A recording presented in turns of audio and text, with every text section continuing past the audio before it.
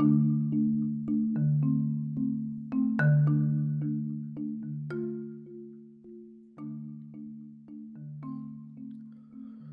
Rabbeinu had such a close relationship with Hashem that he could be walking in the desert on any given day, at any given time, and literally hear Hashem call out to him. Yeah, Moshe was on a speed dial basis with Hashem. The word Vayikra connotes such tremendous love that this entire sefer is called Vayikra, meaning to say it is one big, giant call of love. The Sifra writes that in truth, every time Hashem spoke to Moshe, he first called out to him. He didn't just start speaking, he would call out, "My dear Moshe." He did this every single time he would speak to him. Nevertheless, the Torah writes the word Vayikra in only 3 places. The first time was when Hashem first introduced himself to Moshe at the Sneh, the burning bush. Moshe was walking in the desert a million miles away from the Jewish people, minding his own business, shepherding his sheep, when Hashem called out to him, Vayikra. The second time it says the word Vayikra was at the top of Har Sinai before Hashem gave Moshe the Torah. The third time was now in Parshas Vayikra when Hashem spoke to Moshe in his tent. So the question is, if every time Hashem spoke to Moshe, it was preempted by a Vayikra, why is it written in the Torah in only 3 locations? If the Torah chooses to write it, so then why isn't it written every time? And if not, why is it written in these instances? Either write it every time or don't write it at all.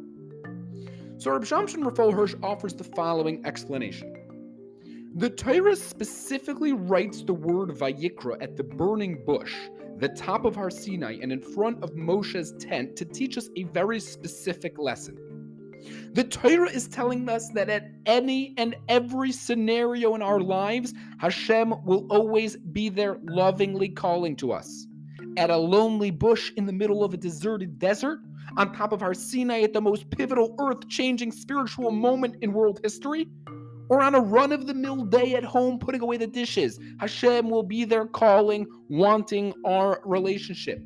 From the low points to the highs, from the middle of Yom Kippur to the middle of Camp Color War, Hashem is there calling. He wants a relationship with us. He lovingly wants us to love him. We don't leave Hashem when we walk out of shul to go home. He is there waiting for us. We don't leave Hashem when we leave yeshiva or seminary to go to work. He's there as well.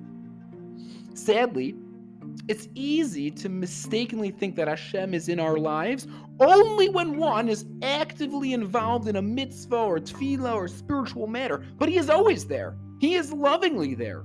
He is lovingly watching to see if we can inject holiness into the mundane, spirituality into the physicality, meaning into the seemingly meaningless.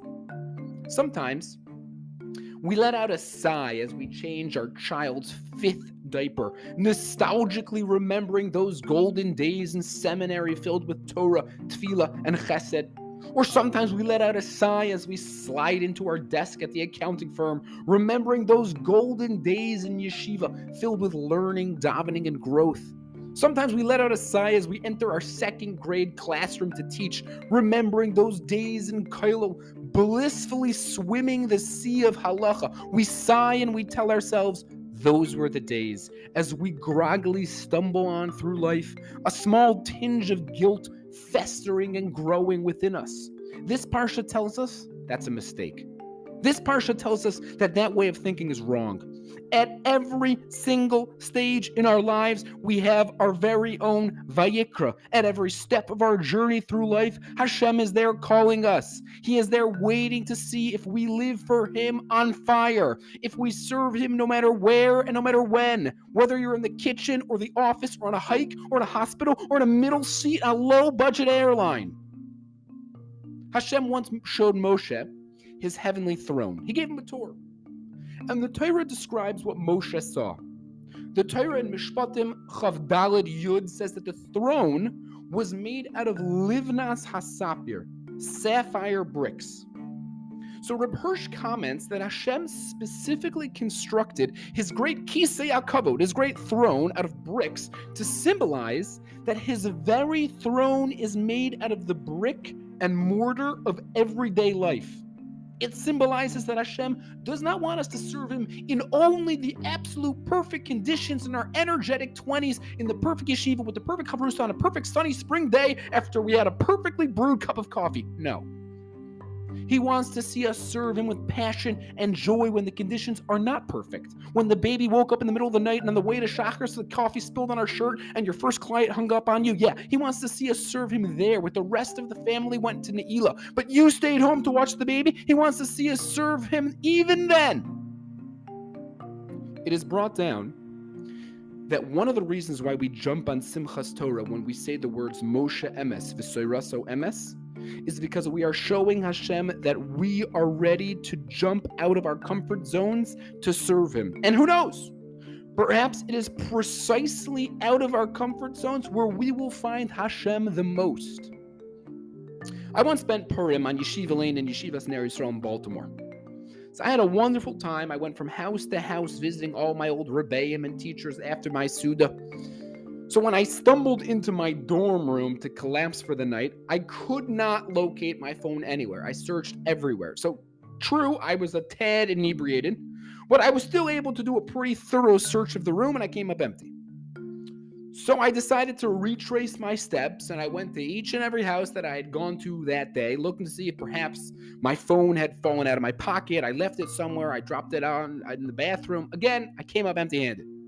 So after 2 hours of searching, I went back to my room. I was dejected. Okay, I told myself, I lost my phone. When I reached to turn the doorknob, I looked down at my hand and lo and behold, what did I see? My phone. My phone had been in my hand the entire time. For over 2 hours, I was searching high and low for a phone that was in my hand the entire time. Sometimes we feel that our best years of spirituality are behind us. And now that we've entered quote-unquote real life, we only meet Hashem in shuls and yeshivas. We sometimes look outward for our spirituality when Hashem is very much within. He is at our side. He is forever calling out Vayikra.